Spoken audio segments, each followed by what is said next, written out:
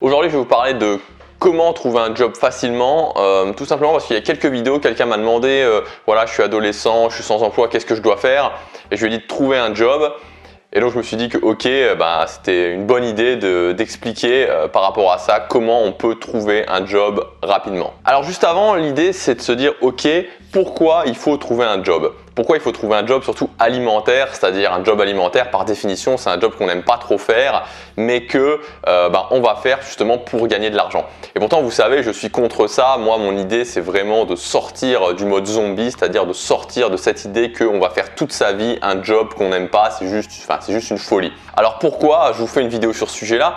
Tout simplement parce que quand on a un projet, alors ça peut être un projet de monter un business en ligne, ça peut être un projet artistique, musique, écrire un livre, devenir acteur, bon bref n'importe quoi, tous les projets où il n'y a pas un chemin tout tracé, où la société ne nous propose pas un chemin tout tracé, c'est plus intéressant je pense de trouver un job alimentaire et d'utiliser l'argent qu'on a avec ce job alimentaire pour notre projet, l'investir dans notre projet plutôt que de ne rien faire, d'avoir la pression et à chaque fois qu'on devrait faire un investissement qui nous permettrait de gagner du temps, d'être plus efficace, de ne pas pouvoir le faire justement parce qu'on manque d'argent. Je vous donne un exemple très concret.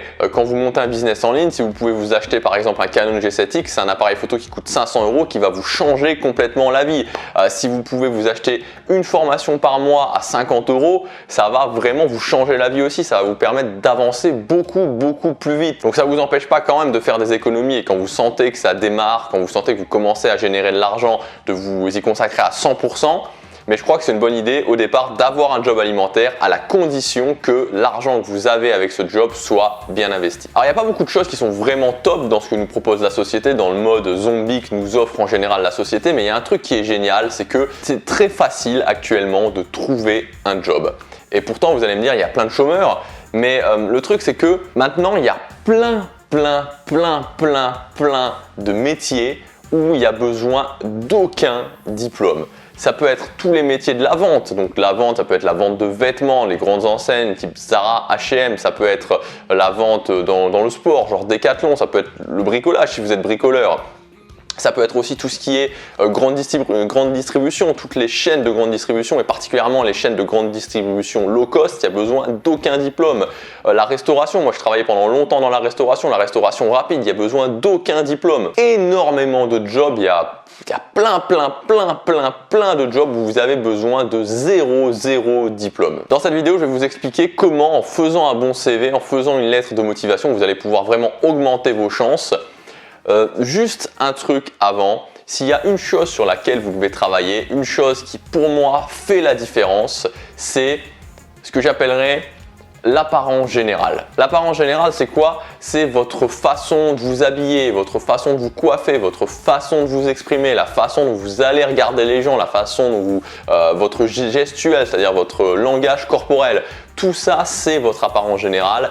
Et on pourrait se dire, ça n'a pas beaucoup d'importance, mais moi franchement, et même par exemple dans la restauration rapide, on pourrait se dire les clients ne sont pas exigeants, les clients ne cherchent pas forcément à avoir en caisse des gens qui ont une belle apparence ou qui savent bien s'exprimer, et pourtant si, et forcément ce que les clients veulent ça se répercute sur l'embauche. Donc moi j'étais pas manager, c'était pas moi qui prenais les décisions, mais j'ai vu pas mal de CV, j'ai vu pas mal d'entretiens d'embauche, j'ai vu quand est-ce qu'on refusait les gens, quand est-ce qu'on acceptait les gens, pour quelle et quelle raison, et je peux vous dire que ça, l'apparence générale, même tout en bas de l'échelle, même pour un boulot, il faut aucun diplôme, ça a une importance capitale. Ça va pas se faire en un claquement de doigts, mais il y a plein de choses à faire pour justement avoir une image, globalement une meilleure image, et ça vous facilitera, croyez-moi, grandement la tâche. Alors pour en venir au CV, qu'est-ce qu'on va faire? C'est quoi l'idée? L'idée, ça va être d'avoir un CV qui sort du lot, d'avoir un CV qui n'est pas chiant, vous savez, parce que les CV qu'on lit et on s'endort, j'ai lu beaucoup de CV et sur beaucoup de CV, c'est difficile de ne pas piquer du nez, c'est tout le temps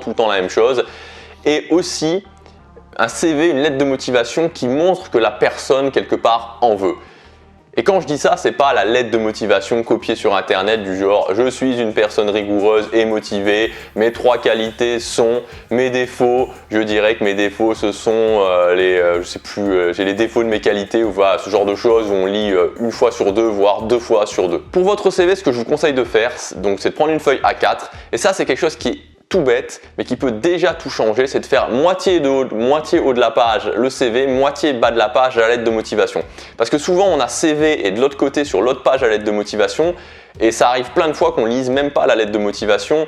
Et pourtant, c'est vraiment, sur le CV, on peut quand même pas faire passer grand chose. Donc c'est vraiment sur la lettre de motivation, on va pouvoir faire, se différencier. Donc c'est pas bon, vous faites ce que vous voulez, mais pour moi l'idéal c'est de faire la moitié en haut CV, la moitié en bas lettre de motivation. Sur le CV, il faut mettre quoi? Il faut mettre votre nom, prénom, votre adresse, donc les moyens de vous contacter, donc typiquement adresse email et numéro de téléphone portable. Mettez si vous avez un permis voiture, ça compte.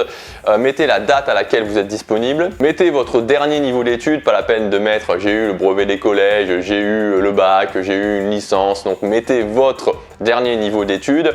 Et en tant qu'expérience professionnelle, mettez votre dernière expérience professionnelle et éventuellement les expériences professionnelles qui ont un lien avec ce que vous voulez. Sinon, ça sert à rien de mettre, si vous avez un certain âge, de mettre 40 lignes d'expérience professionnelle parce que les gens vont pas les lire de toute façon. Le CV, c'est propre, rigoureux, les informations principales, c'est surtout ça, voilà, que ça soit lu rapidement, quand un battement de cils, un battement d'œil, un battement de paupières, on puisse voir vraiment tout ce dont on a besoin. Ensuite, c'est la lettre de motivation qui va faire évidemment la différence. L'idée, elle est simple, et c'est un petit peu, c'est marrant parce qu'on retrouve ça dans plein de domaines différents, c'est que vous montriez que vous avez une vision de ce que vous voulez et que le travail pour lequel vous postulez est une étape et une marche vers cette vision. Alors je ne sais pas si ça semble très clair comme ça, sûrement pas.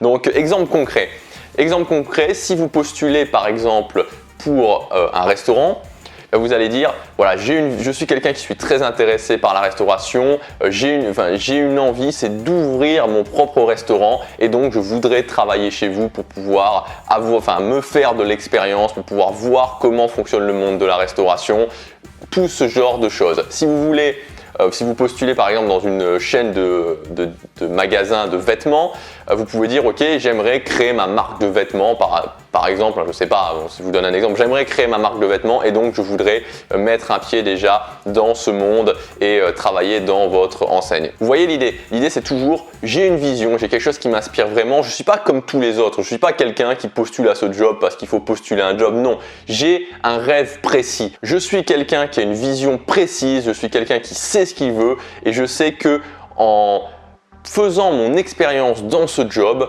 dans cette offre d'emploi, ça va me permettre d'avoir plus d'expérience et d'arriver là où je veux ensuite, d'arriver à mon rêve ensuite. Et croyez-moi, ce genre de lettre de motivation, on en lit zéro. On en lit vraiment zéro.